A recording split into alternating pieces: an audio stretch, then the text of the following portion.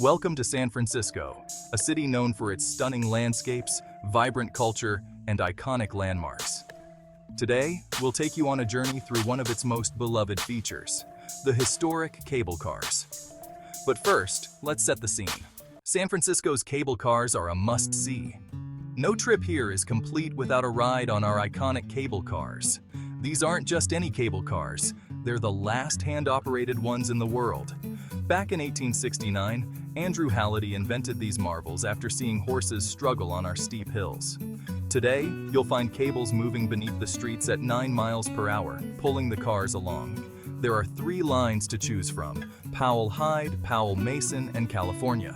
The Powell-Hyde line is super popular with views of Lombard Street and Alcatraz.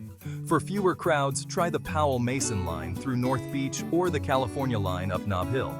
And now for some pro tips. First, walk a block from the turnaround for a better chance at a spot. The cable cars are public transit, and they will leave the turnaround with some space open for commuters. Second, have cash ready.